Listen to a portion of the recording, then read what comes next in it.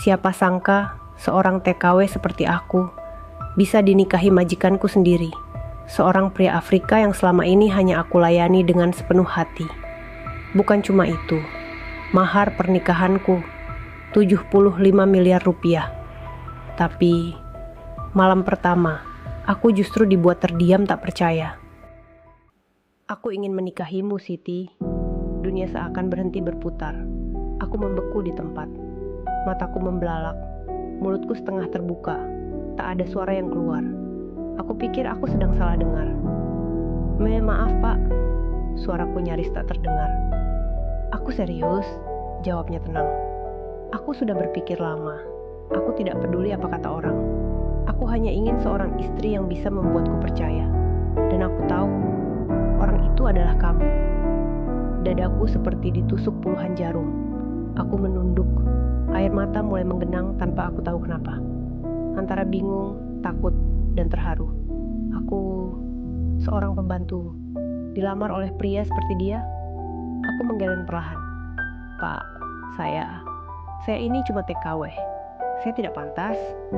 Mr. Joseph berdiri, lalu berjalan ke lemari di sudut ruangan. Ia mengambil sebuah kotak kecil dan meletakkannya di hadapanku. Tangannya membuka perlahan, dan di dalamnya ada sebuah kalung emas murni, bersinar mewah, bertuliskan namaku. Ini bukan tentang siapa kamu dulu. Ini tentang siapa kamu sekarang di mataku. Dan sebagai mahar, aku telah menyiapkan ini. Ia meletakkan sebuah map dokumen di atas meja. Aku membuka pelan, dan mataku langsung membelalak. Di sana tertera angka yang membuat tanganku bergetar. 3.500.000.000 naira, setara dengan 75 miliar rupiah. Uang ini akan sepenuhnya atas namamu. Aku tidak ingin kamu merasa rendah. Aku ingin kamu tahu bahwa kamu layak. Aku langsung menangis. Tubuhku gemetar. Aku tidak bisa menerima ini begitu saja. Aku minta waktu. Aku minta izin untuk berdoa, untuk bertanya kepada Allah. Dan Mr. Joseph hanya mengangguk. Ambillah waktu sebanyak yang kamu butuhkan. Aku akan menunggumu. Malam itu aku tidak tidur. Aku sujud panjang, menangis di sajadah kecil di kamarku. Aku tidak tahu apakah ini ujian atau karunia. Tapi dalam tangis itu, aku mendengar suara hatiku yang paling jujur. 3 hari kemudian, aku menghadap lagi ke ruang kerjanya. Dengan mata sembab dan suara yang lirih, aku berkata, "Saya siap. Jika Bapak sungguh-sungguh ingin menikah, saya terima. Karena saya tahu, ini bukan tentang harta.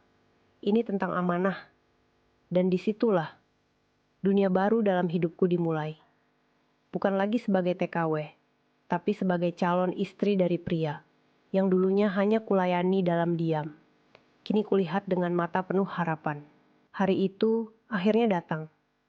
Langit Afrika tampak berbeda pagi itu, seolah menyambut takdir baru yang akan kubuka.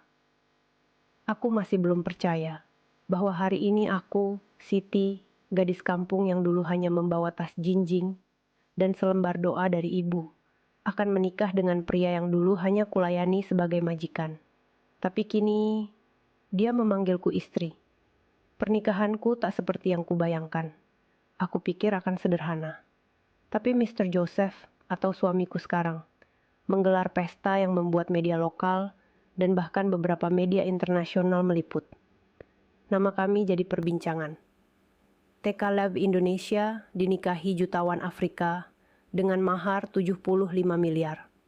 Judul itu berseliweran di internet. Gaun pengantin yang kupakai terbuat dari kain khas Afrika dengan sentuhan batik Solo, hasil rancangan desainer terkenal.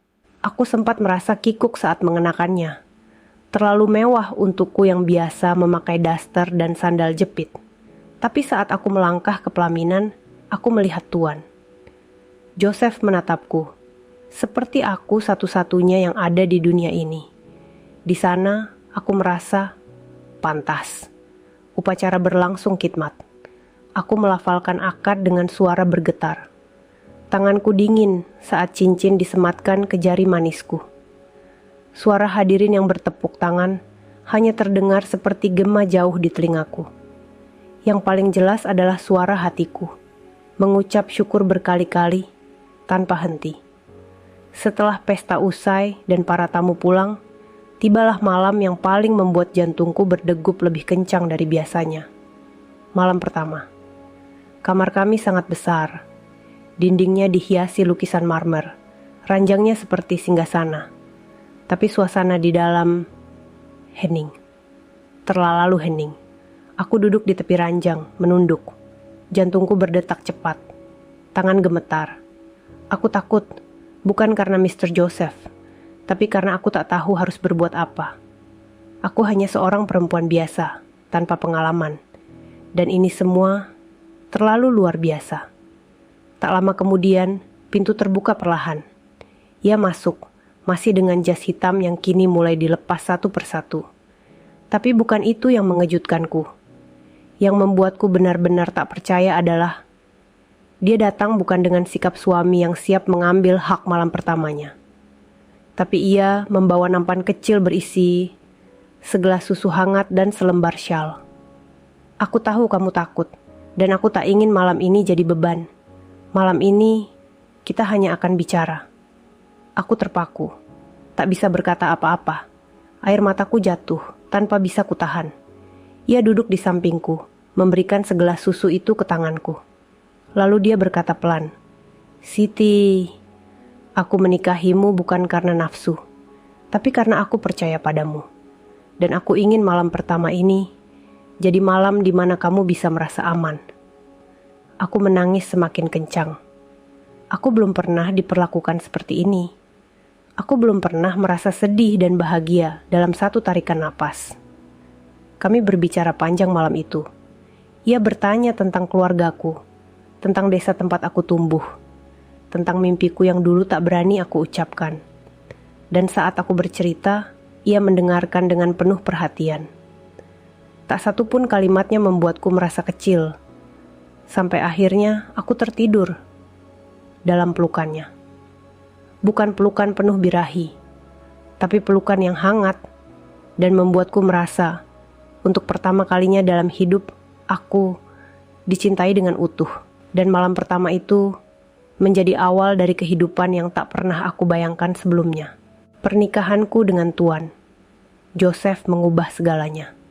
Hidupku kini bukan lagi di balik pintu dapur, melainkan berdampingan dengannya di ruang rapat, menghadiri jamuan-jamuan resmi, dan bahkan mendampingi beliau dalam acara sosial serta proyek kemanusiaan. Aku sempat tak percaya, tapi itulah kenyataannya. Aku sekarang istri seorang pengusaha berpengaruh di Afrika Barat, pemilik jaringan bisnis properti, pertambangan, dan ekspor. Tapi di balik semua kemewahan itu, aku masih Siti. Aku masih bangun sebelum subuh, menyiapkan teh untuk suamiku. Aku masih membersihkan kamar tidurku sendiri.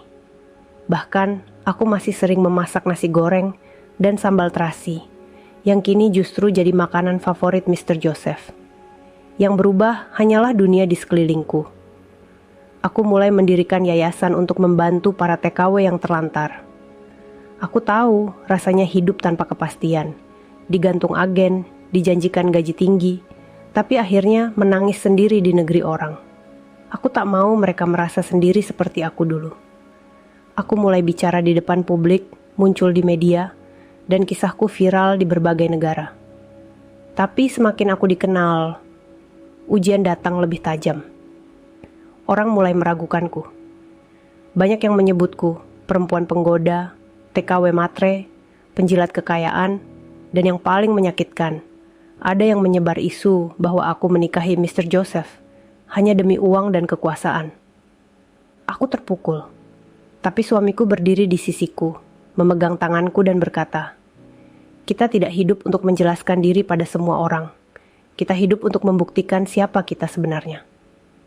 Namun yang paling mengejutkan adalah, suatu hari, di salah satu acara televisi, datang seorang tamu tak terduga. Seorang perempuan paruh baya, mengenakan kerudung lusuh, membawa sebuah surat yang katanya, "Dari ibuku di kampung." Hatiku langsung bergetar. Kukira beliau sakit, atau terjadi sesuatu di kampung. Tapi yang tertulis dalam surat itu membuatku terduduk lemas. "Nak, Maafkan ibu. Waktu kamu mau berangkat jadi TKW, sebenarnya ayahmu tidak setuju. Dia merasa gagal sebagai ayah karena membiarkan anak gadisnya pergi jauh mencari nafkah. Tapi hari ini, kami semua menangis bahagia melihatmu. Kamu tidak hanya mengangkat nama keluarga, tapi juga mengangkat nama bangsa. Ibu rindu kamu. Ayah sudah lama ingin memelukmu. Air mataku tak terbendung, dan aku tahu, waktunya pulang. Aku dan suamiku berangkat ke Indonesia tanpa memberitahu siapapun. Kami tiba di kampung dengan pakaian biasa. Tidak membawa rombongan, tidak membawa kamera. Hanya aku, dia, dan 2 anak kami yang sekarang mulai tumbuh besar. Saat aku turun dari mobil, ibu langsung keluar dari rumah, lalu terdiam. Ayah berdiri kaku di depan pintu. Lalu, tanpa aba-aba, beliau memelukku erat sambil menangis. "Anakku, maafkan ayah. Ternyata kamu lebih kuat dari yang kami kira." Dan aku pun menangis sejadi-jadinya. Di pelukan mereka, semua gelar, semua angka mahar, semua berita viral hilang. Yang tersisa hanyalah aku, Siti, anak desa yang dulu bermimpi sekadar punya dapur yang tidak bocor. Kini, aku memiliki segalanya. Tapi yang paling kubanggakan bukan rumah besar, bukan uang miliaran, bukan gelar istri jutawan. Yang paling kubanggakan adalah aku tetap menjadi Siti yang dulu, yang menjaga kejujuran, yang setia pada amanah, dan yang percaya bahwa satu langkah tulus bisa mengubah takdir siapa saja. Dan jika kau bertanya, apa yang paling indah dari semua ini? Jawabanku, saat aku menutup mata malam ini, aku tahu bahwa semua ini bukan mimpi. Ini nyata, ini hidupku. Dan aku akan terus menulis bab baru dalam kisah ini, dengan cinta, dengan iman, dan dengan nama baik, yang tak akan pernah kulepaskan.